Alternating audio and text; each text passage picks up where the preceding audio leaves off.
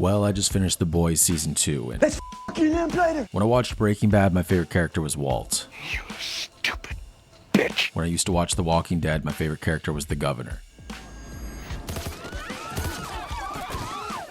The running theme I'm trying to get at here is I love to watch a good villain. No, not you. Definitely not you. Ah, that's better. And if you love to watch a good villain, then The Boys is currently the best show on television right now. Homelander perfectly captures everything about what an insecure dick with superpowers would truly be like. Alright, maybe that was a little bit more than I was expecting, but somehow scenes like this don't come off feeling cringe because it's The Boys. Just like how one of South Park's strengths is always remaining culturally relevant, I think The Boys is a perfect satire for what modern day media has become. You're speaking your truth. I'm in full support of women. When asked to describe the show to my friend the best way I could without giving away too many spoilers, A superhero show, right? So it's like a Justice League, and like one of the guys in the Justice League, he plays like the Aquaman guy, and he like rapes this like new girl. She starts like a Me Too movement. Wait, Jason Momoa raped somebody? No. It's the guy who plays like the Aquaman character, Deep. He's the rapist. Dude, Johnny Depp didn't play Aquaman. He's married to Amber Heard. Like, she got raped? No, dude, it's a show. It's all made up. This is a fucking stop show. Yelling at me. I don't care about this gay-ass fucking show. needless to say, the minute you introduce this show to someone, they are hooked. But most people watching at home probably don't like Homelander. I mean, he may be a psychotic murderer, but for me, he's the driving force behind what makes this show so good. And I'm sure I'm not the only one that feels that way. A show can only be as good as its greatest villain, and there hasn't been a villain on TV this fun to watch in a long time. So let's talk about what makes Homelander so good in The Boys, and if you stick around, we could talk about my favorite moments from this season as well. How about some Jiffy Pop? When the series starts off, they frame it in a way where you're only presented with a nice public persona of Homelander. You boys okay? Because the writers don't reveal all their cards yet, you get to experience firsthand what it's like to perceive him as a good guy. Even Homelander?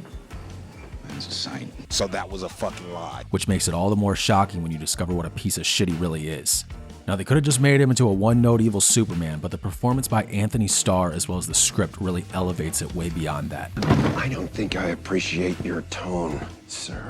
Now, I could sit here and say my favorite part about Homelander is when he throws people into cars, smashes their heads open, rips out their hearts, lasers them in half, and bathes in their blood, things like that. And that's all a good reason to love him. There's nothing wrong with enjoying a little murder on screen every now and then. It can be good for the soul. You guys, you are the real heroes. You guys are the real heroes. But what makes these horrific acts so damn satisfying is the moments of humanity that you get sprinkled in between. You cry? Yes. But I'm a man, so not in a long while. That's a legitimate father-son moment. I don't care what anyone says. Out of all the things to come out of season 2, the thing I expected the least was for Homelander to be the voice of reason in multiple scenes. That kid doesn't know anything about anything. When he sees the outside world, he is going to panic. And that's going to fuck him up. I do not want my son to have to go through what I went through. In season 1, they add a very solid and tragic background to Homelander's upbringing. In episode 6, you find out he had such a lonely childhood he breaks down after seeing a blanket because it was his only friend. Does that forgive him for turning Blind Spot into Helen Keller? Who cares if he's forgiven? That's the funniest way I've ever seen a show deal with a woke crowd. A differently abled member of the Seven. Brutal pull through the roof with millennials. Inclusion's a big priority to them right now. I don't know. I do this.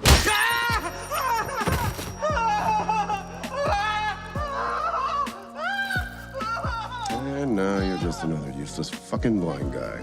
I actually felt like Homelander was speaking like a real father figure when he reasons with Becca about why his son needs to see the world. And that even carries over into the season finale when he's actually emotionally invested in his son's feelings. Which is a big step for Homelander, considering earlier in the season he threw his son off a building. But in his defense, he was right to say the fall would not hurt him. Come on, look at him. There's not a scratch on him. You know why? Because he's my son. And you're raising him to be a pussy. Homelander seems motivated for the first time in his life to do the right thing, and he goes about it a little bit differently than most parents would.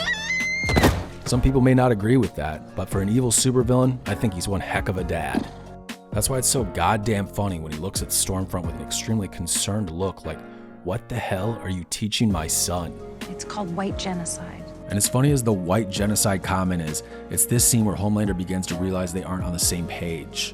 We are this close. There's no more premieres or paparazzi or screaming fans or any of that dancing monkey shit. Without the fans, Homelander will feel more lost than he already does. His public persona life may be hollow and empty, but it's literally the only thing he has left after losing control of the Seven and losing his son.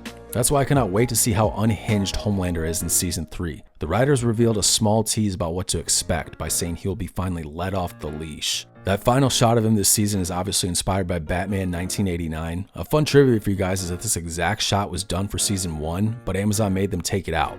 Apparently they thought it was too vulgar. Then 1 year later, Amazon sent cliff notes back to the producers of the show that they felt Homelander's final scene in Season 2 was missing something. So they inserted this scene they made them cut from Season 1 and then sent it back to Amazon with no comment. I can do whatever the fuck I want.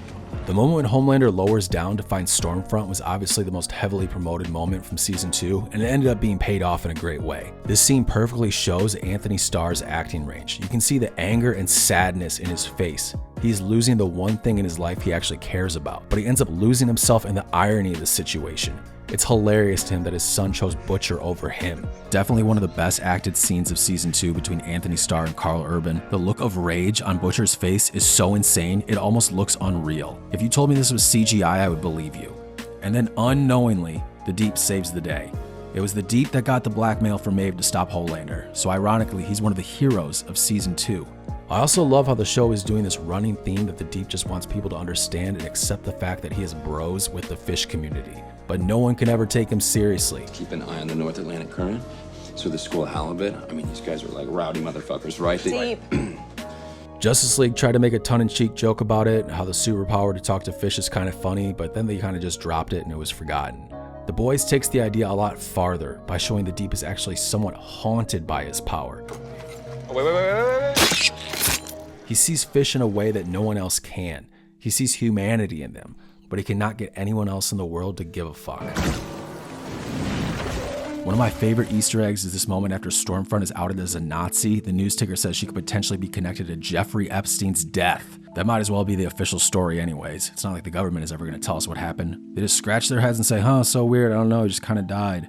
This Nazi beatdown girl fight was hilarious and an epic climax to the season. This is basically the writers saying, hey Marvel, this is how you do female empowerment. You don't just shove every woman on screen and try to do a cool Avengers pose with epic music while a gigantic CGI mess gives me a headache. They were building up to this fight since episode 1. And then just to further rub it in Marvel's face, instead of spending all this money trying to do a CGI huge battle, they basically just turned it into a backyard parking lot brawl beatdown. The writers are saying we can give you the worst choreographed superhero fight you've ever seen and still make it the best fight of the season. On top of that, we will make fun of how you portray women empowerment in movies and then show you what real women empowerment looks like. Overall, this season was a blast. I honestly enjoyed the weekly release format. I know some people aren't a fan of it, but I enjoyed waiting each week for a new episode to release, and all that build-up made it the most fun I've had watching a season finale in a long time. All the charges against you and the boys have been dropped. He said it! He said it! Also, I like Butcher's dog. Kinda reminds me of another dog. Oh!